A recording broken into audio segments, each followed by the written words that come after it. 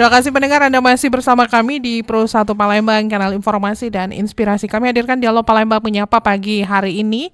Kita akan membahas mengenai mitigasi resiko dan edukasi publik menghadapi bencana hidrometeorologi. Kita bersama narasumber, nanti akan ada pemerhati lingkungan, Bapak Hadanli Ugihan, yang saat ini belum tersambung bersama kita, tapi sudah ada narasumber yang sudah tersambung bersama kita di sini, Kepala BMKG SMB 2 Palembang, ada Bapak Siswanto STMSI. Selamat pagi, Assalamualaikum warahmatullahi wabarakatuh, Pak Sis. Selamat pagi, Assalamualaikum Mbak Tata, apa kabarnya Mbak? Alhamdulillah baik, Bapak gimana nih, baik Pak?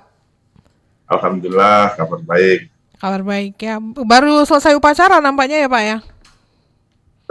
Betul, di hari setiap tanggal 17 kan kita harus menggunakan baju kopi ya. Hari gitu. Kesadaran ya. Ya. Baik. Nah, pendengar nanti jangan lupa bergabung bersama kami di 0711369977, 082179279090, bahkan juga bisa langsung ke aplikasi RRI Digital dan akun YouTube RRI Pro 1 Palembang. Jadi nanti Anda bisa berpartisipasi. Kita ketahui ya bahwa perubahan iklim dan variabilitas cuaca ini semakin meningkatkan resiko terjadinya bencana hidrometeorologi seperti banjir, longsor, cuaca ekstrim, dan juga kekeringan.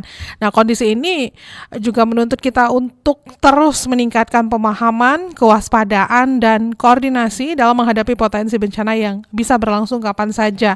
Melalui dialog ini kami ajak Anda untuk mendengarkan seperti apa nantinya pandangan, pengalaman, dan juga mungkin rekomendasi ya dari Anda semua, baik dari Anda sebagai masyarakat yang mungkin pernah mengalami bencana hidrometeorologi dan masih kebingungan seperti apa harusnya yang harus dilakukan, dan juga bagaimana upaya mitigasi resiko serta efektivitas edukasi untuk Anda di Dialog Palembang menyapa ini.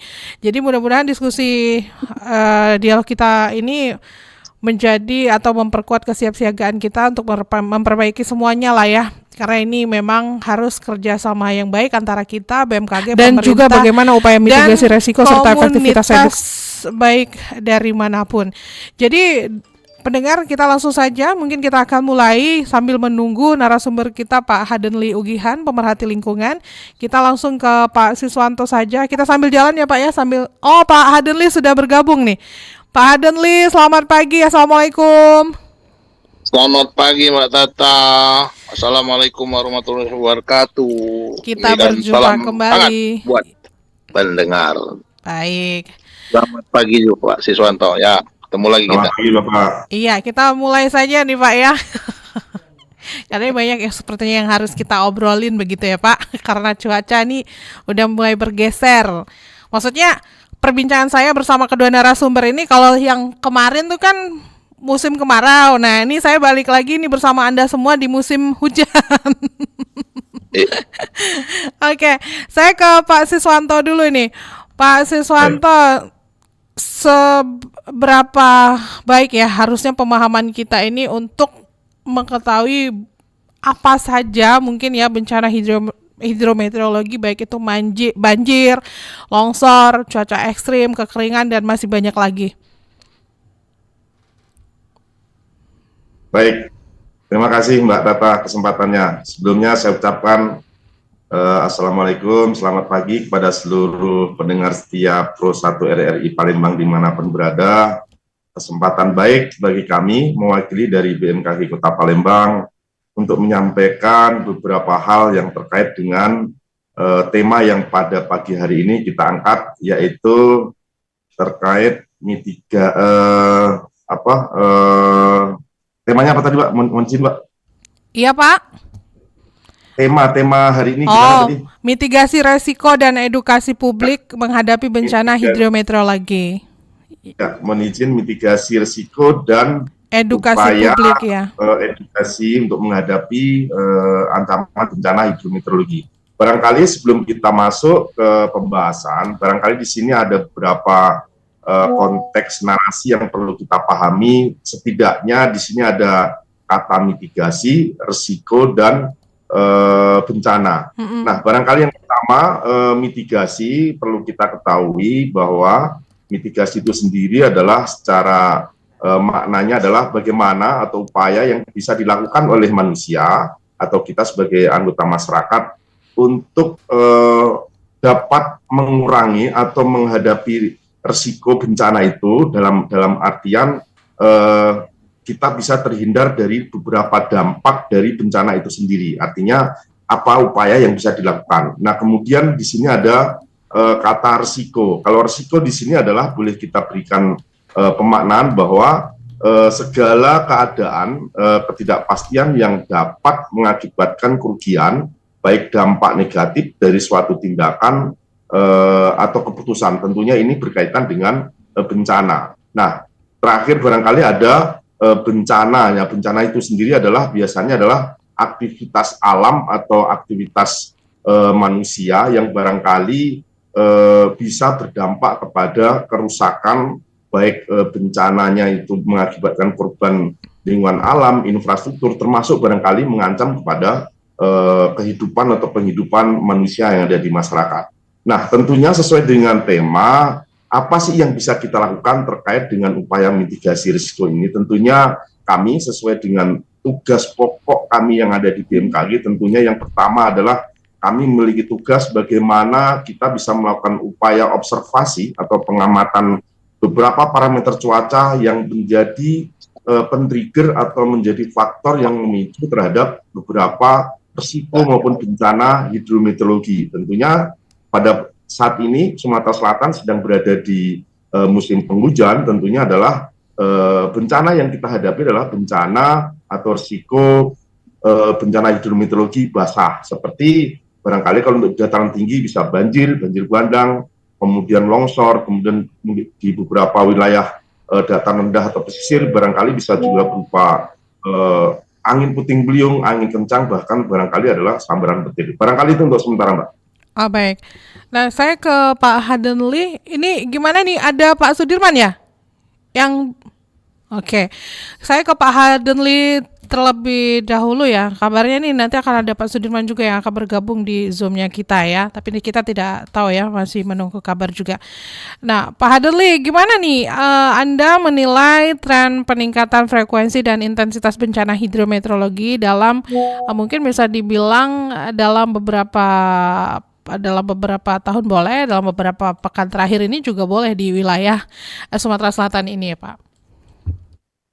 Ya baik, selamat pagi. Assalamualaikum warahmatullahi wabarakatuh para pendengar, Mbak Tata.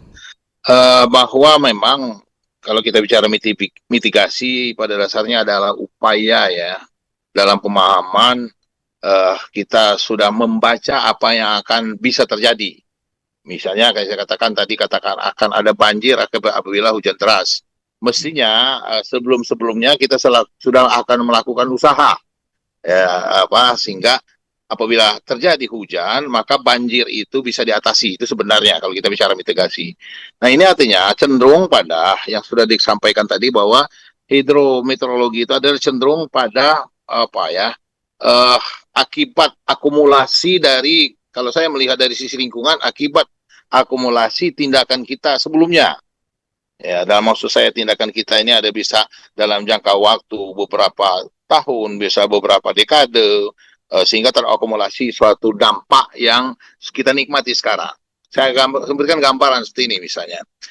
Akibat curah hujan yang tinggi, yang tidak biasanya, ya dikatakan ekstrim, di suatu wilayah, katakanlah masuk wilayah das musi, karena kesiapan hujan yang datang itu tidak kita tahan dengan pepohonan, katakanlah seperti itu misalnya, karena pohonnya sudah gundul, atau katakanlah apabila misalnya ada upaya-upaya sebelumnya misalnya kita membuat terasiringnya tidak tercipta, maka yang namanya air hujan yang tadi sangat tinggi di daerah hulu sana, pegunungan Bukit Barisan misalnya, maka tidak tertahan, tidak sempat dia berhenti istirahat dulu, sehingga kita siap dengan risiko. Sudah kita baca bahwa akan terjadi risiko banjir. Nah, seperti itu. Mesti kalau kita bicara mitigasi, ya mitigasi itu kita lakukan secara terus-menerus. Artinya pada saat musim kemarau kemarin sudah kita mulai bahwa ini akan terjadi, karena kita berdasarkan statistik, berdasarkan pengalaman apabila hujan terjadi, akan sudah ada perkiraan lokasinya di mana, misalnya apakah misalnya di daerah pegunungan saja, kabupaten sekitarnya, misalnya Pagar Alam, Lahat, Lubuk Linggau, Musirawas, Muratara, apalagi misalnya ke daerah Uku Selatan dan seterusnya. Itu daerah-daerah yang katakanlah cenderung rawan apabila terjadinya curah hujan yang tinggi. Itu saya kira akibat apa ya tadi? Karena kita jangan lupa bahwa pembangunan ini berjalan terus, pertumbuhan penduduk semakin meningkat, kebutuhan kita semakin meningkat, pemanfaatan lahan semakin meningkat. Sehingga artinya ya tentu jangan lupa risikonya juga akan meningkat. Demikian saya kira untuk sementara. Baik. Ya, mohon izin ya Pak Siswanto dan juga Pak Adenli, ini sudah ada Pak Sudirman yang bergabung bersama kita via Zoom, Pak Sudirman SKM MSI, Kabid Penanganan Darurat BPBD Provinsi Sumatera Selatan. Selamat pagi Pak, terima kasih sudah bersama RRI Pro1 Palembang pagi hari ini. Pak Sudirman, langsung saja nih ya, saya akan tanyakan pertanyaan terkait dengan Ya, dialog. selamat pagi. Maaf, tadi ada disposisi yang baru menyusul, jadi baru bisa gabung sama rekan-rekan. Izin, ini senior, Pak Adenli, Pak Sis. Selamat datang. Assalamualaikum. Ya, kita diskusikan apa yang akan terjadi besok. Siap. Sudirman, Dilanjut Pak Tata. Baik, nah Pak Sudirman, ini bagaimana BPBD memetakan wilayah rawan bencana hidrometeorologi di daerah Sumsel ini? Seperti apa saat ini Pak? Sinyal. Ya. Maaf, nggak kedengaran, sinyal putus tadi Mbak Tata. Oh, Coba putus ya diulang, Pak Pak ya. Oke, saya ulangi ya. Tata. Iya. Bagaimana rekan-rekan BPBD ini memetakan wilayah rawan bencana hidrometeorologi ya di daerah Sumatera Selatan ini? Seperti apa nih Pak?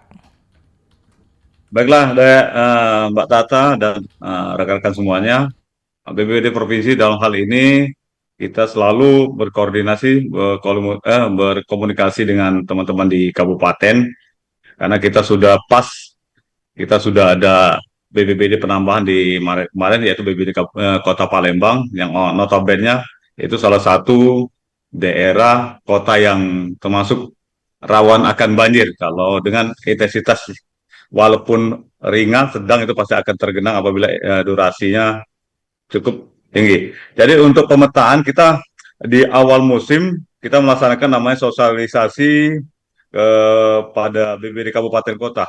Selain sosialisasi juga, kita bersama-sama BPBD Kabupaten peningkatan kapasitas, baik itu personil, peralatan, dan kita juga memetakan daerah-daerah mana, kecamatan, kelurahan mana saja yang sering terjadi banjir, longsor apabila di puncak musim penghujan. Apa yang disampaikan BMKG yang lalu bahwa Sumatera Selatan memang saat ini hujan sudah merata di seluruh kabupaten kota yang ada di Sumatera Selatan. Jadi kita petakan untuk daerah-daerah rawan akan banjir itu, memang informasi dari BMKG ada 11, ada prioritas di November ada 6 kabupaten yang memang rawan yang waspada akan banjir, longsor, tetapi ada juga ditambah 5 lagi kabupaten memang waspada juga akan banjir. Tetapi tetap yakinlah bahwa pemerintah provinsi, dalam ini BPBD, selalu melaksanakan sosialisasi, peningkatan kapasitas, melihat daerah-daerah mana saja yang sering terjadi itu banjir atau longsor. Kita sudah berkoordinasi juga dengan OPD, baik itu di level kabupaten kota, OPD kabupaten provinsi juga telah memetakan daerah-daerah mana saja yang perlu kita menjadikan prioritas apabila terjadi peningkatan curah hujan yang bisa mengakibatkan banjir ataupun longsor. Jadi kita sudah standby, baik itu personil dan peralatan. Nah, sebagai informasi juga, upaya yang pemerintah provinsi kita lakukan untuk pencegahan menghadapi di puncak musim penghujan di tahun ini, kita di tanggal 14 November yang lalu kita telah melaksanakan apel dan simulasi bencana banjir longsor Provinsi Sumatera Selatan bertempat di Danau Ranau, Kabupaten Oku Selatan. Itu salah satu upaya kita untuk pengendalian banjir longsor yang ada di Sumatera Selatan. Begitu Mbak Tata. Baik, terima kasih Pak Dirman. Pak Siswanto, bagaimana ini BMKG melihat perubahan pola resiko bencana hidrometeorologi di Indonesia ini Pak ya, khususnya di wilayah kita ini, karena ini kan Bapak sendiri bilang ya beberapa waktu yang lalu juga sempat saya ingat itu kan memang pola ini kan sekarang saat ini kayaknya ada sedikit pergeseran begitu ya Pak ya, ada yang cepat kalau tidak salah ya, seperti apa nih Pak Sis? Ya, baik. Terima kasih Mbak Tata. Ya, barangkali menyambung apa yang disampaikan oleh Pak Dirman dari BPBD Sumatera Selatan, benar bahwa memang beberapa kabupaten kota yang ada di Sumatera Selatan yang barangkali secara bersamaan saat ini berada di musim penghujan, tentunya memang tingkat kewaspadaan khususnya terhadap ancaman bencana hidrometeorologi basah, ya seperti banjir, banjir longsor, banjir bandang dan longsor itu tentunya memang menjadi konsentrasi yang harus menjadi kewaspadaan khusus untuk masyarakat yang ada di Sumatera Selatan, khususnya beberapa wilayah yang memang memiliki histori maupun ancaman tingkat risikonya cukup tinggi. Nah, beberapa wilayah tadi yang seperti yang disampaikan oleh Pak Dirman, barangkali ada beberapa wilayah bercermin dari beberapa kejadian banjir maupun longsor di beberapa tahun yang lalu. Biasanya ini terjadi seperti di wilayah Musirawas Utara, Musi Banyuasin, kemudian Pali, Prabu Mule, Muara Enim, Oku, termasuk barangkali yang ada di Oku Timur. Ini beberapa wilayah termasuk yang barangkali yang ada di Kota Palembang sendiri, tapi untuk Kota Palembang barangkali ini ada biasanya masih kategori untuk flash flood, ya, artinya banjir-banjir yang sifatnya terjadi dalam waktu yang cukup singkat, tetapi memang ini kita mengenali seperti yang disampaikan tadi, hujan dengan intensitas ringan, intensitas sedang aja dalam waktu yang cukup singkat aja, beberapa wilayah, beberapa jalur perkotaan itu biasanya akan mengalami banjir genangan. Nah, tentunya beberapa kondisi ini masyarakat bisa mengenali karena memang kalau cuaca memang setiap saat pasti akan berubah, tetapi apakah ini ada hubungannya dengan perubahan iklim atau perubahan yang dilakukan aktivitas manusia, tentunya ini kita sama-sama mengetahui bahwa ini menjadi dampak yang secara rentang waktu memang ini menjadi dampak jangka panjang yang memang sudah terjadi, salah satunya adalah karena adanya perubahan iklim atau pemanasan global. Nah, tentunya masyarakat dengan adanya kondisi yang saat ini mengancam di wilayah Sumatera Selatan, tadi juga disinggung oleh Pak Dirman, tentunya harus meningkatkan kapasitas. Artinya apa? Berbicara mitigasi, meskipun artinya kan kita tidak bisa menahan datangnya risiko atau bencana itu, tapi yang bisa dilakukan lagi-lagi adalah kita melakukan upaya mitigasi, yaitu pengurangan risiko atau kalau dimungkinkan adalah membuat zero victim, artinya tidak ada korban. Nah, tentunya beberapa langkah yang perlu dilakukan adalah salah satunya upaya mitigasi dengan meningkatkan kapasitas. Apa itu kapasitas? Yaitu kemampuan bagaimana masyarakat itu untuk bisa menghadapi atau menghindari beberapa ancaman risiko bencana itu. Salah satunya, kalau dari sisi kami di BMKG, tentunya masyarakat bisa mendapatkan info atau informasi yang dimiliki oleh BMKG. Salah satunya adalah informasi perakiraan cuaca harian maupun informasi mengenai peringatan dini cuaca ekstrim yang barangkali salah satunya kita menyebarluaskan adalah melalui dari RRI, media elektronik lainnya, termasuk yang ada teman-teman yang ada di BPBD Sumatera Selatan, termasuk beberapa pusdalop yang ada di kabupaten kota yang secara risiko dan ancamannya itu memang berada di sekitaran atau berada di wilayah kabupaten kota yang memiliki histori bencana hidrometeorologi tadi. Barangkali itu, Mbak. Oke, nah Pak Hadenli, kalau saat ini tuh apakah faktor lingkungan yang masih yang sama begitu kan ya, yang menurut Anda paling berkontribusi terhadap meningkatkan maksudnya meningkatnya kerentanan wilayah, ya baik itu perubahan tata guna lahan, deforestasi, urbanisasi dan segala macamnya, atau ada yang berbeda jangan-jangan nih Pak? Ya artinya secara global bahwa hari ini dan seterusnya kita ada menghadapi yang namanya perubahan iklim ya. perubahan iklim itu kan terjadi akibat dari masa lalu sebenarnya. Yang saya maksud masa lalu adalah aktivitas kita sendiri yang terakumulasi menyebabkan perubahan iklim yang diawali dengan pemanasan global. Jadi pemanasan global itulah yang menjadikan iklim itu tidak menentu sebagaimana sebelumnya. Yang kalau dulu kita katakan musim penghujan terentang waktunya misalnya Oktober dan seterusnya, musim kemarau bla bla. Maka akibat adanya perubahan temperatur khususnya itu akan merubah pola cuaca, bisa merubah katakanlah kapan datangnya hujan dan seterusnya. Sekali lagi bahwa perubahan iklim akibat aktivitas pembangunan masa lalu yang berdampak sekarang. Yang pertama. Yang kedua bahwa memang apa yang terjadi katakanlah kembali sebenarnya berputar lagi bahwa pertanyaan apakah faktor lahan, apakah faktor misalnya penebangan hutan, ekologi dan seterusnya, itu adalah yang sudah kita nikmati sebenarnya sekarang ini. Akibat kita kemarin tidak terkendalinya misalnya menggunduli hutan, akibat kita tidak terkendalinya memanfaatkan lahan yang mestinya lahan itu adalah untuk petangkapan air misalnya yang harus kita konservasi.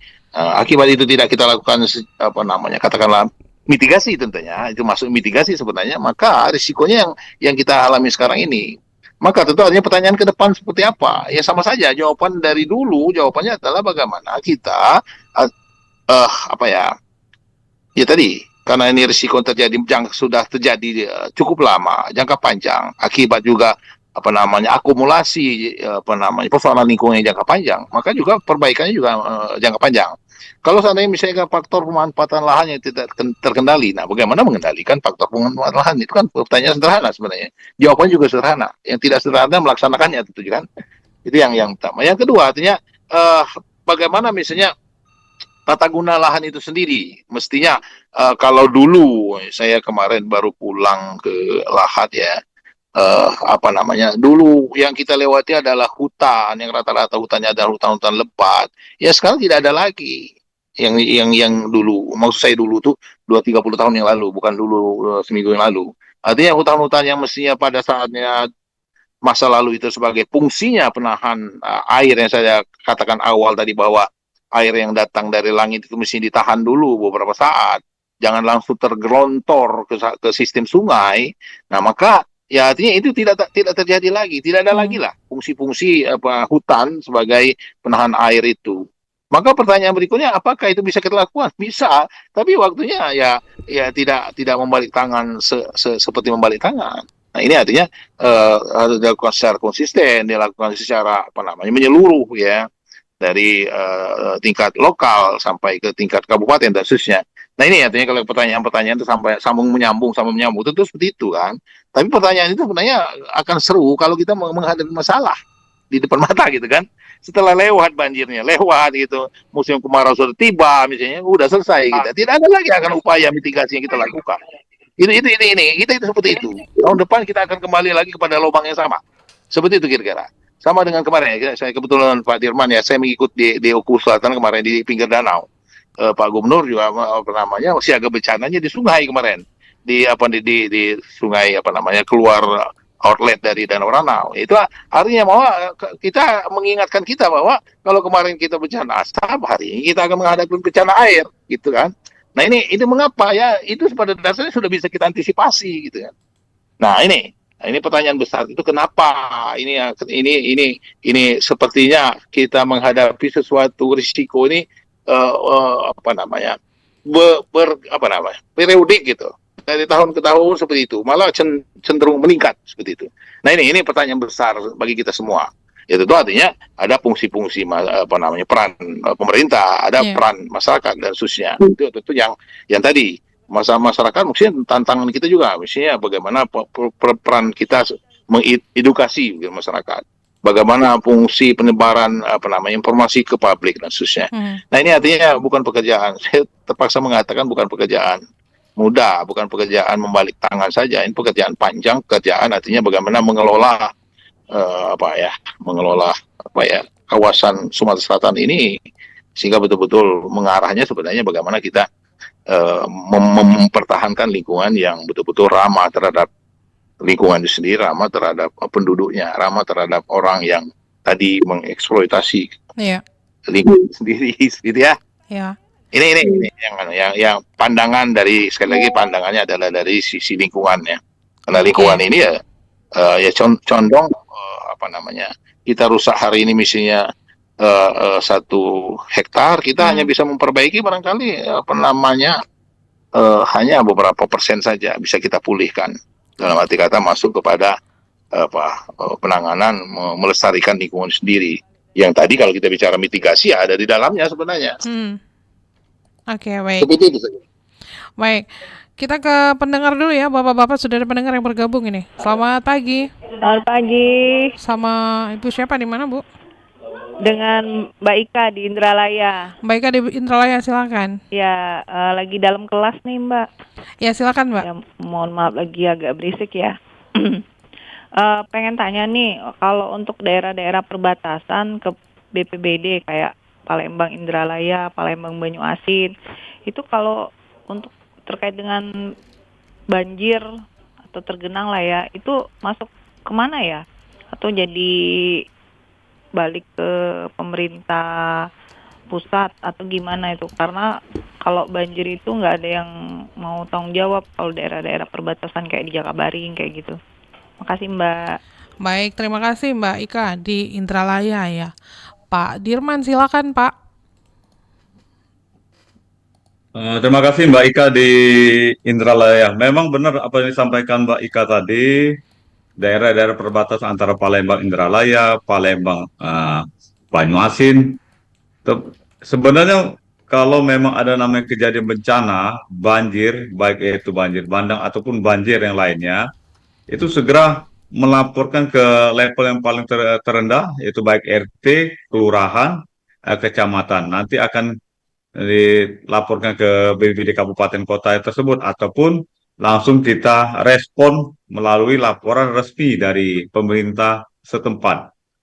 Kalau biasanya yang sering kita dapatkan itu informasinya dari teman-teman dari sosial media, baik itu dari IG, TikTok. Nah, itu salah satu sumber data kita juga, tetapi untuk memastikan di lokasi di lapangan, apakah itu memang terjadi banjir ataupun genangan, itu kita minta ke teman-teman di perbatasan itu sendiri, baik itu di kota Palembang, Ogan Ilir, Banyuasin, tetap bersama-sama berkolaborasi untuk menanggulangi bencana tersebut.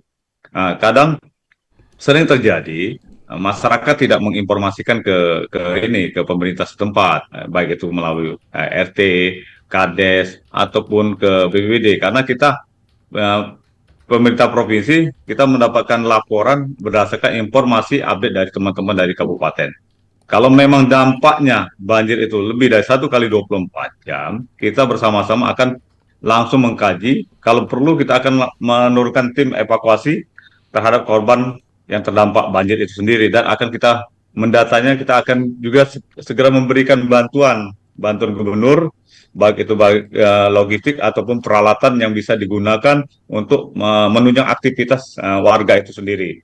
Nah, memang sering terjadi di perbatasan antara Palembang, Banyuasin, ya tepatnya di daerah Jakabaring, Tegal Binangun, itu sering terjadi komplain antara kota dan kota Palembang dengan Banyuasin, yang sering terjadi. Makanya kita minta pemerintah setempat segera melaporkan apabila terjadi bencana banjir itu sendiri, bersama dengan dokumen-dokumen, baik itu foto-foto lokasi tempat. Nah, mungkin begitu Mbak Ika yang bisa saya sampaikan.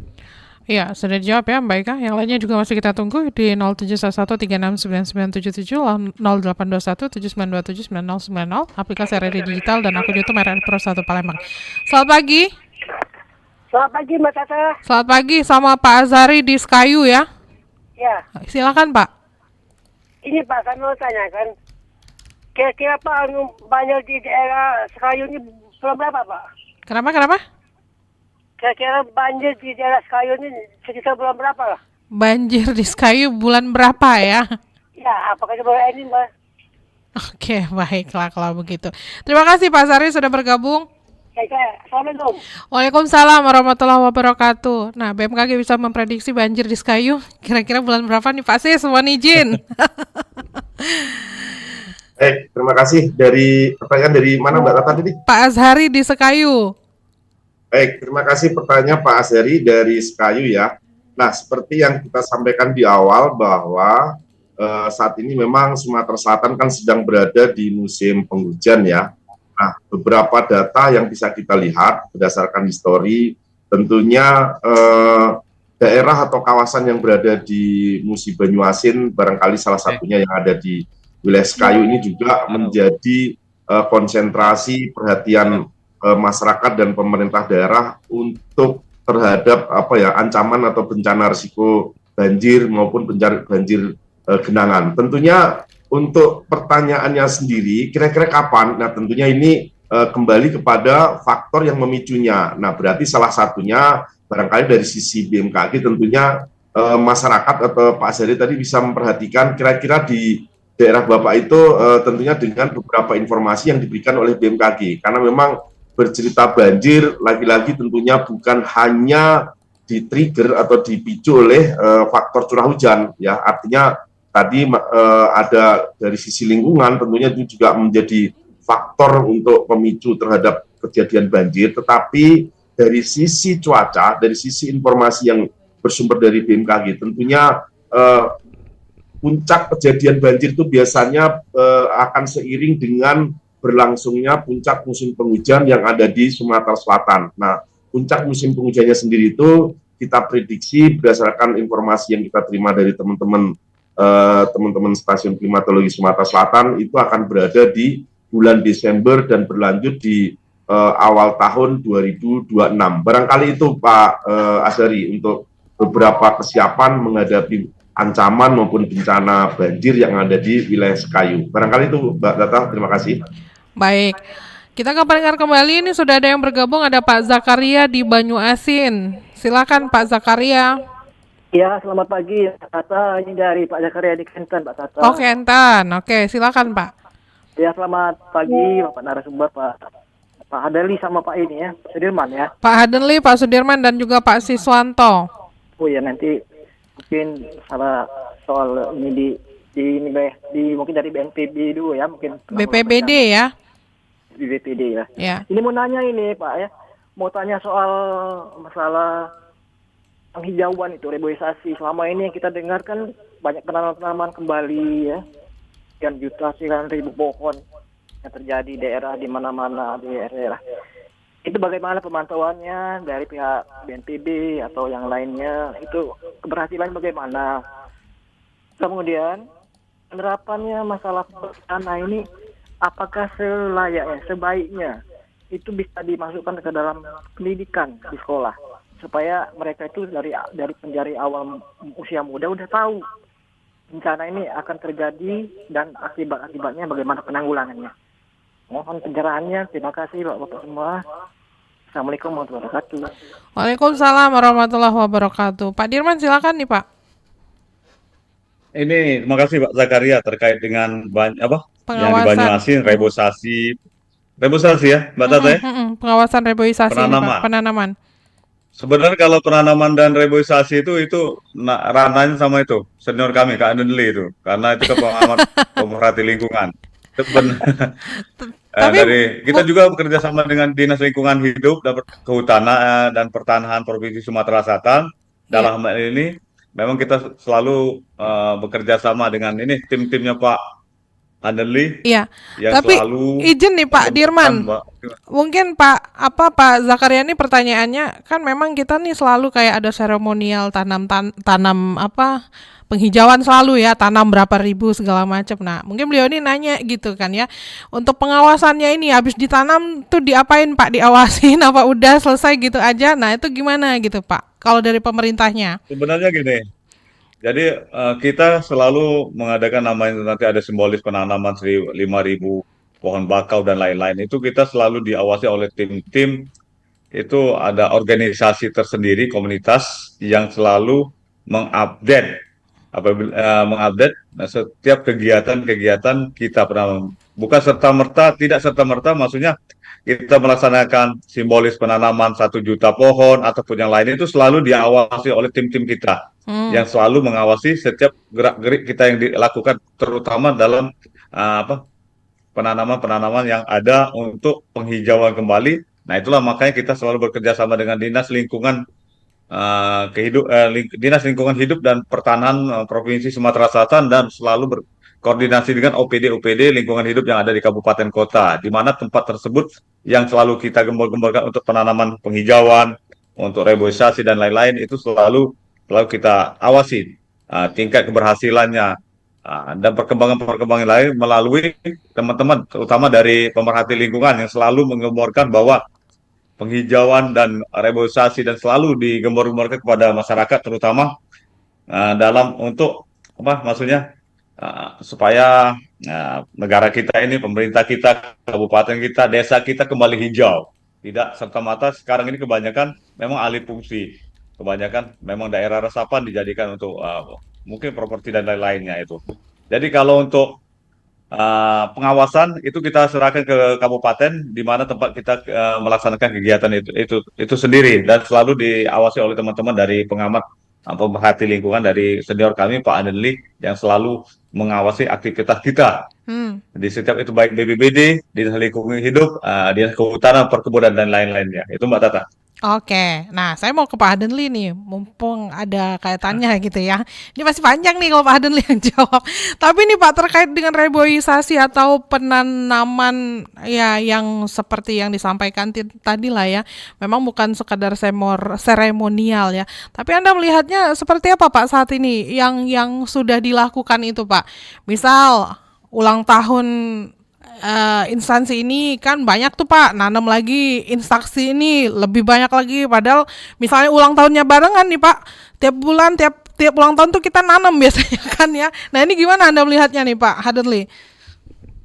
Baik, terima kasih. Ini Pak Zakaria ya, bahwa memang kalau boleh saya ini dalam kerangka edukasi juga ya, saya kira begini. Artinya kalau reboisasi itu pada dasarnya itu adalah untuk areal hutan ya. Area hutan, area daerah-daerah tangkapan, itu umumnya kalau kita bicara definisi itu biasa dilakukan oleh Dinas Kehutanan, instansi terkait dan seterusnya.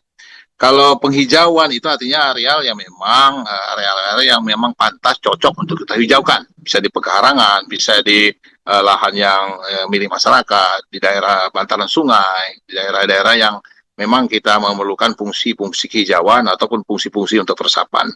Nah tentu artinya pertanyaan mendasar tadi adalah apa namanya berhasil apa tidak. Nah ini pertanyaan itu ya pertanyaan kita semua, bahwa yang namanya penghijauan, yang namanya penanaman kembali, yang namanya reboisasi itu ya artinya hari ini nanam, pertanyaannya berhasil apa tidak ya. Kalau saya mau menjelaskan lebih detail barangkali apa ya, bisa dilihat dari dua sisi. Kalau nanamnya hari ini hidup, setahun dia hidup, maksud itu artinya tanamnya berhasil. Tapi kalau kita melihat fungsinya, ya, maka kita harus lihat beberapa tahun kemudian bahwa yang kita tanam ini apa namanya berfungsi apa tidak sebagai yang kita inginkan tadi. Katakanlah misalnya fungsi saya tanam pohon misalnya di bantaran sungai. Ya hari ini kita tanam, setahun hidup berarti berhasil hidup. Apakah, pertanyaan berikutnya, apakah tanaman ini berhasil sebagai fungsi menahan longsor misalnya? Apakah tanaman ini berfungsi sebagai penahan air misalnya? Ya tentu artinya, ya pertanyaan itu ya artinya pertanyaan yang harus dilihat lebih detail kembali. Nah ini artinya, ada lagi misalnya, saya nanam misalnya durian, apakah misalnya durian berbuah? Kan kalau berbuah berhasil sebenarnya. Tapi kalau kita lihat bahwa itu sisi lingkungan, maka bisa dilihat dari dua sisi. Kalau misalnya katakanlah ini bukan suatu ilmu yang baru. Kita ini Pak Siswanto, Pak Bambang ya, apa namanya, ilmu lingkungan itu sebenarnya sudah ditanamkan sejak SD dulu, sejak kita masih awal-awal sekolah. Anak-anak, kalau kamu mau mengundul hutan, maka besok akan terjadi hujan, akan terjadi banjir. Itu sudah ilmu lama itu. Anak-anak, mari kita tanam gitu kan. Kita hijaukan halaman kita, itu ilmu sudah lama. Untuk apa nanam? Supaya anak-anak tidak banjir. Nah ini kan. Nah ini. Kalau mohon maaf, kalau saya boleh melihat cerita di negara Sakura sana, anak-anak itu betul-betul diedukasi bagaimana menanam. Bukan berarti hanya menanam diajak oleh pemerintah nanam di mana, tapi dia nanam dulu di sekolahnya. Ini sekali lagi dalam kerangka edukasi. Contoh ini saya ambil di negara Jepang sana, karena belum ada contohnya di Republik ini. Anak ini di sekolah dia setiap hari misalnya dia nanam hari ini, maka besok anak-anak itu diperintahkan untuk mengukur berapa pertumbuhannya. sebulan dan setahun. Maka anak-anak merasa bahwa menanam itu bukan gampang. Artinya tumbuhnya itu, pohon itu bukan gampang.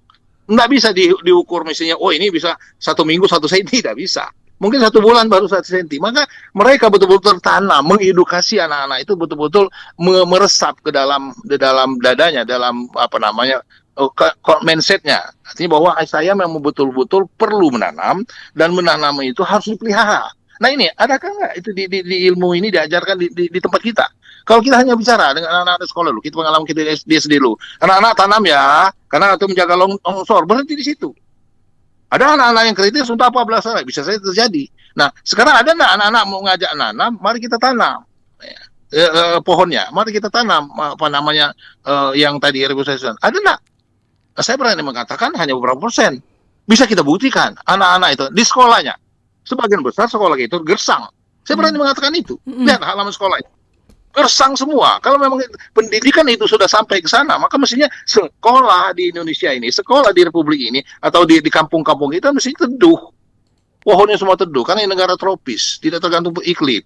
Nah ini, saya terpaksa mengatakan bahwa edukasi kepada masyarakat, edukasi yang sudah kita lakukan di tingkat SD dulu, ya Anda apa namanya, belum bisa kita lihat hasilnya. Yeah. Kita hanya bisa ngomong saja. Nah ini, kalau sekali lagi, bagaimana menumbuh kembangkan kesadaran masyarakat, bagaimana mengedukasi, karena ini tadi, jangan lupa, apa yang kita lakukan itu sebenarnya berdampak kepada semua pihak. Yang namanya banjir itu kan nggak bisa ditahan, yang namanya banjir itu kan nggak bisa kita duga. Walaupun itu bisa dihitung. Kalau pertanyaan dari Pak Ashari tadi, kalau hujan hari ini misalnya di Pagar Alam Sanya atau di Muratara sana, maka hujan itu bisa dihitung. Berapa debitnya, ilmunya Pak Siswanto itu. Debitnya berapa, bisa dapat airnya. Curah hujan berapa meter kubik. Yang lari ke Sungai Musi itu berapa kubik. Sampainya ke Sekayu itu berapa jam, itu bisa dihitung. Nah ini dengan artinya data yang akurat itu, bahwa kalau pertanyaan Pak Ashari terkapan, ya tunggu saja hujan deras di hulu tadi, tunggu beberapa jam akan banjir di Sekayu sana. Pertanyaan mereka bisa dijawab seperti itu. Tapi ini artinya sekali lagi ini peran kita, karena ini menjaga lingkungan itu bukan hanya di kantor pemerintahan. Menjaga lingkungan itu bukan hanya pada pemerhati lingkungan, kita semua masyarakat, anak-anak yang sudah kita harus didik, ya tentu ilmunya itu tadi tidak sekali lagi saya terpaksa berani mengatakan bahwa bagaimana ilmu mencintai lingkungan, bagaimana mensukai menanam, itu belum tertanam di masyarakat kita, anak-anak sudah. Mari kita lihat, buktinya itu tadi saya katakan, SD, SMP, banyak yang gersang. Yeah. Kalau dia mau perlombaan kebersihan, mau perlombaan keteduhan sekolah, baru mulai nanam kepala sekolahnya. Nah, apakah ilmu-ilmu ini tidak masuk di anak didik kita atau para pengajar, guru kita? Ada ilmu dasarnya, tetapi tidak dilakukan itu. Nah ini tantangannya. Maksud saya tantangan di semua sisi ya. Apakah tantangan bagi guru-guru, apa tantangan bagi orang tua? Ini artinya ya itu barangkali kalau tenggelam dulu baru kita betul-betul terperanjat gitu kan. Ya memang kalau kita lihat ya memang kadang-kadang negara-negara yang sudah maju itu dia mengalami dulu, dengan mengalami tidak terulang lagi seperti kita. Hari ini banjir, ya kita besok tahun depan kita banjir lagi. Mestinya pengalaman itu artinya tidak terjadi, sehingga Pak Jerman bisa nyenyak tidurnya gitu kan. Saya bisa memperkirakan betul-betul efektif. Saya tidak banyak lagi protes kan begitu. Nah, ini kalau seperti ini sudah nanti. Tapi kalau enggak ya kita enggak ada diskusi lagi ya tahun depan gitu kan. Makanya Pak Tata juga baru mau bilang, Pak, kalau kayak gitu nanti kita nggak ketemu lagi nih Pak. Kita nggak diskusi lagi. Tanya sama Mbak Tata gimana? Iya. Baik. Nah saya ke Pak Siswanto nih. Saya juga mau tanya nih Pak, saya mohon izin ya. Kalau dari rekan-rekan BMKG sendiri begitu Pak ya, melihat masyarakat kita ini sebenarnya sudah cukup responsif belum ya Pak ya? Terkait dengan misalnya ada peringatan dini begitu Pak? Ya, baik Mbak Tata. Itu pertanyaan yang selalu menjadi menghantui kami sebagai institusi yang pemberi layanan informasi khususnya terkait info cuaca yang dikaitkan dengan dampak atau risiko bencana hidrometeorologi. Nah, secara tupoksi memang tugas kami dari awal kami sampaikan adalah mengamati atau melakukan observasi tentunya beberapa parameter cuaca yang bisa menyebabkan atau menjadi pen-trigger terhadap bencana, kemudian informasi data tersebut diolah, mendapat atau dianalisis akan mendapatkan sebuah informasi. Tentunya informasi ini akan disampaikan kepada masyarakat. Pertanyaan terakhirnya, kira-kira informasi itu sampai ke masyarakat tidak? Nah, setelah sampai ke masyarakat, barangkali informasi itu bisa dipahami enggak? Ketika memang informasi sudah dipahami, itu bisa dijadikan sebagai data dukung untuk melakukan respon tidak? Nah, itu beberapa hal yang barangkali atau pertanyaan mendasar yang barangkali kami tidak bisa bekerja sendiri. Tentunya seperti kami sampaikan di awal juga, kami perlu berkolaborasi dengan beberapa pusdalop, beberapa BPBD yang ada di kabupaten kota, termasuk leadingnya yang ada di BPBD Sumatera Selatan. Nah, tentunya bagaimana ketika masyarakat itu bisa mendapatkan informasi, tentunya memang kami memiliki beberapa kanal resmi, beberapa media platform yang bisa digunakan untuk mendapatkan layanan informasi tersebut. Tetapi sesuai dengan moto kami sendiri dalam memberikan layanan, itu informasi kami harus disampaikan secara cepat, tepat. Artinya jangan sampai kita memburu cepat, tapi informasinya tidak tepat. Atau barangkali memburu informasinya harus tepat, tetapi disampaikan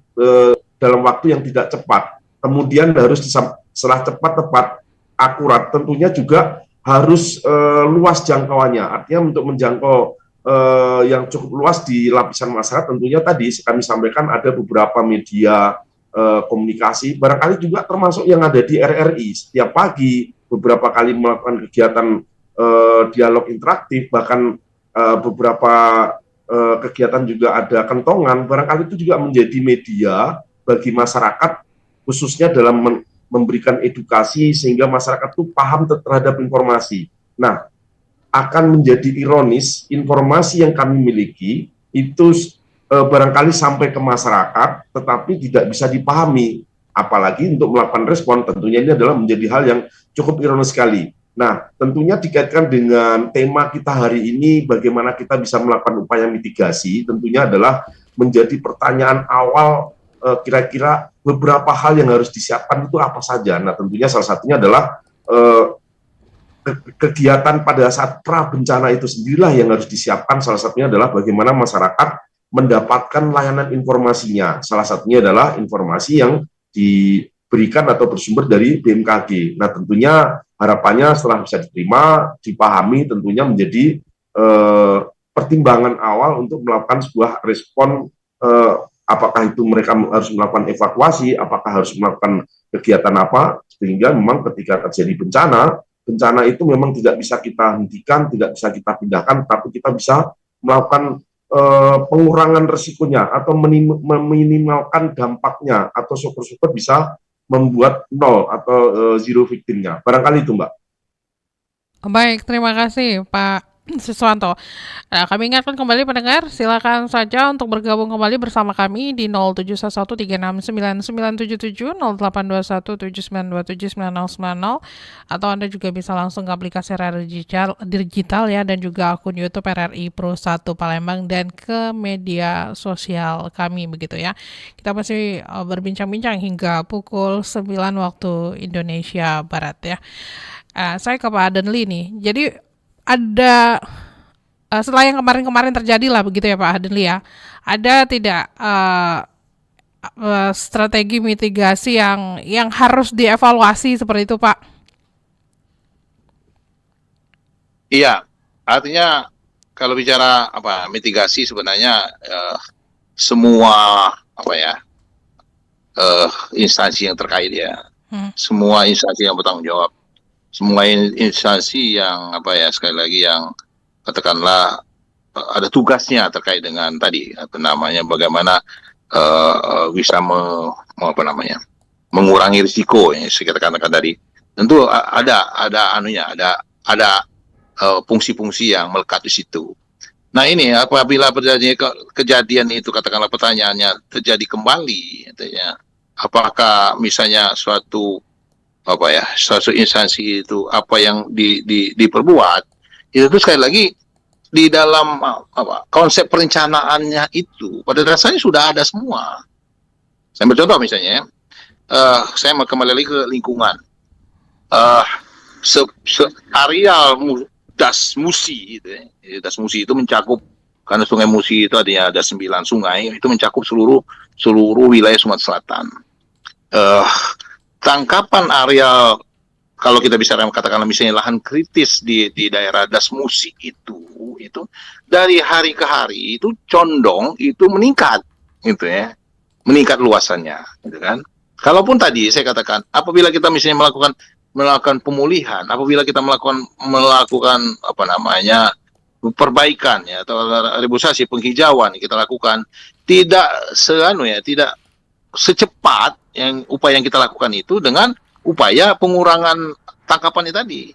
Nah ini artinya sekali lagi bahwa apa yang dilakukan, yang saya katakan tadi, instansi yang bertanggung jawab, sementara apa yang dilakukan oleh para pihak, saya katakan tadi, para pihaknya bisa saja masyarakat sendiri, atau bisa saja dunia usaha yang condong mengeksploitasi, katakanlah sumber daya alam, dalam hal ini yang ada di lahan ya, akhirnya kan sumber daya alam itu ada di lahan. Lahan ini harus terbuka kan, harus kita buka. Maka tentu artinya yang tadi fungsi-fungsi penahanan air, fungsi-fungsi bagaimana hutan yang sudah kita singkirkan, kita tebang, itu tadi fungsi-fungsi itu tidak lagi berfungsi sebagaimana mestinya. Maka ya tentu artinya risiko itu masih tetap akan terjadi. Gitu. Hanya saja tadi Pak Sis maupun Pak dan BPPD akan mengatakan ya tentu artinya tak ada lain Pak Sudirman hanya meminimalkan. Tak ada lain hanya katakanlah mengantisipasi risiko itu. Jadi, sekali lagi, apabila hujan lebat akan terjadi banjir, ya. Tentu Pak Siswanto tahu persis di curah hujan berapa di pagar alam itu sungai Lematangnya akan naik debitnya.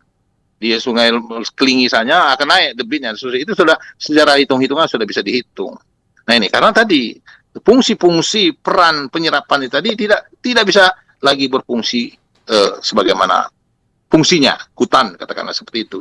Nah ini artinya sekali lagi tantangan kita semua, walaupun itu dari dulu itu kita sudah tahu semua kok, yang nanam tadi anak-anak kita tahu, kita sudah dikata ilmu nanam sudah tahu dari saya masih SD dulu 50 tahun yang lalu ya, sampai sekarang itu tempat sekolah kita yang dulu kita kunjungi kok masih gersang gitu kan.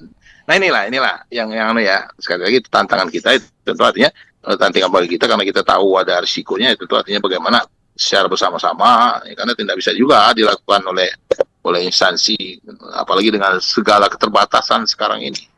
Kalau dulu ada yang namanya dana reboisasi, terlepas dari apa digunakan atau dimanfaatkan optimal apa tidak ya. Dulu tiap tahun ada itu dana reboisasi, sekarang tidak ada lagi itu. Ya ada namanya penghijauan. Ya tadi sekali lagi saya akan mengatakan bahwa yang ada hanya tinggal seremoni saja gitu. Nanam beberapa batang gitu kan. Setelah itu mati lagi. Nah ini mohon maaf saya mentertawakan diri saya sendiri gitu kan, mentertawakan tingkah kita ini seperti itu gitu.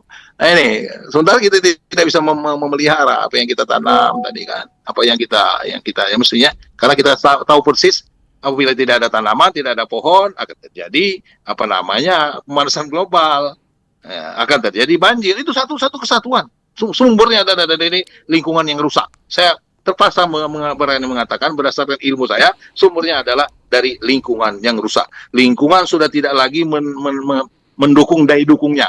Lingkungan sudah tidak lagi memiliki daya tampungnya. Seperti itu. Dan kalau kita melihat dalam segi definisi dan ilmu lingkungnya. Kalau lingkungan yang sudah tidak bisa lagi menampung, daya tampungnya sudah terlampaui. Daya tampungnya sudah tidak lagi sama dengan mobil ya. Kalau mobil itu mesinnya penumpangnya didesain oleh Jepang itu hanya 8, janganlah ada penumpangnya ditambah jadi 12 gitu, nggak bisa. Sama dengan lingkungan seperti itu, Allah menciptakan seperti itu. Sungai itu ada daya tampungnya juga. Kalau dia melampaui daya tampungnya maka dia akan meluap ya, numbur segala apa yang ada di depannya. Ya rumah Mbak Tata kalau di pinggir sungai ditumburin juga itu. Ya rumah Mbak Dirman ditumburin juga, nggak mandangnya gitu ya. Demikian saya kira. Nah ya sekali lagi kembali kita ya, bagaimana kita menghadapi ini. Ya artinya sekali lagi ya memang, ini panjang lagi ceritanya. Di Al-Quran saja sudah dikatakan bahwa akan terjadi kerusakan tadi kan. 15 abad yang lalu sudah disampaikan oleh Maha Kuasa gitu kan. Nah kita sudah tahu ya, tidak ini bagaimana kita sajalah sebagai makhluk yang punya khalifah bisa mengatur ya, sehingga sekali lagi tinggal meminimalkan. Ini fungsinya Pak Sudirman dengan Pak Siswanto memperkirakan Pak Sudirman mengatasinya gitu. Begitu hujan lebat mulai Pak Sudirman ini nggak nyenyak tidurnya ini mulai dia takut ditelepon komandan gitu kan. Siap. Ya inilah ini pekerjaan kita ya. Oke. Yang ulang demikian ya saya kira ya.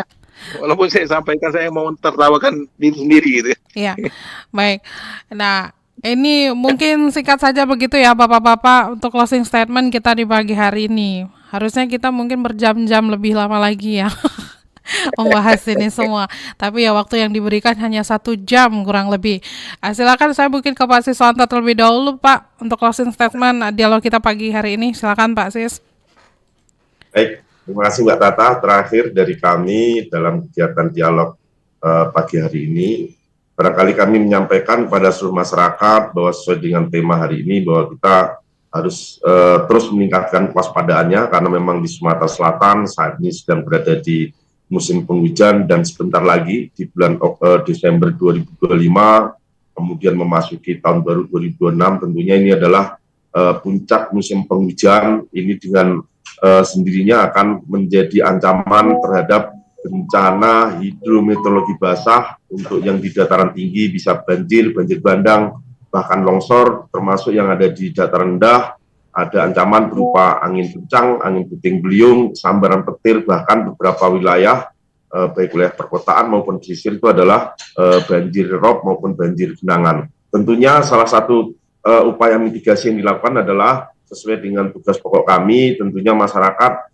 harus bisa mendapatkan akses informasi yang dimiliki oleh BMKG dengan beberapa media maupun kanal. Salah satunya adalah melalui media sosial kami yang ada di Instagram, kemudian Facebook, yang ada di Info Cuaca Sumsel, maupun aplikasi yang berbasis web maupun aplikasi yang berbasis Play Store, sehingga masyarakat bisa membekali diri beberapa informasi untuk menghadapi bencana hidrometeorologi yang ada di Sumatera Selatan. Barangkali itu Mbak, terima kasih. Ya, Pak Dirman silakan. Baiklah, himbauan dari pemerintah provinsi terbaik dari BPBD Provinsi Sumatera Selatan selalu waspada akan peningkatan curah hujan. Apa yang disampaikan BMKG, laporkan bila terjadi namanya hujan dengan intensitas tinggi ke pemerintah setempat dan selalu waspada bila terjadi hal-hal yang tidak diinginkan. Selalu info update kondisi cuaca melalui aplikasi yang telah tersedia oleh teman-teman kita dari BMKG. Mungkin itu Pak Cata. Baik, Pak Hadanli silakan Pak. Baik, mari kita jaga lingkungan ya, lestarikan lingkungan dari yang paling kecil ya, sekecil apapun di lingkungan kita. Mulai kapan? Mulai hari ini. Demikian. Makasih. Baik, terima kasih. Pokoknya nggak capek-capek mengajak supaya kita semua sadar begitu Pak ya. Betul. Oke. Dan jadi amal ibadah ya. Amin.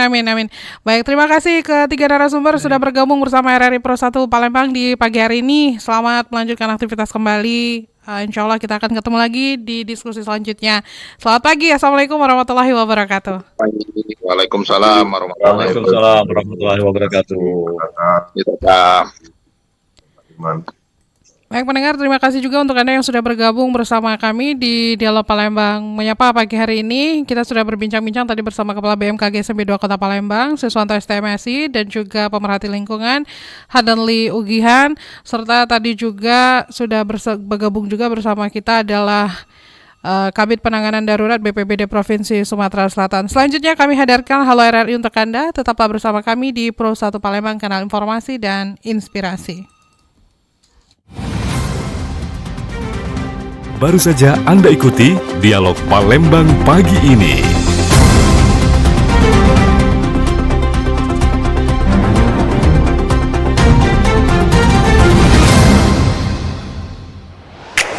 Pro 1, kanal informasi dan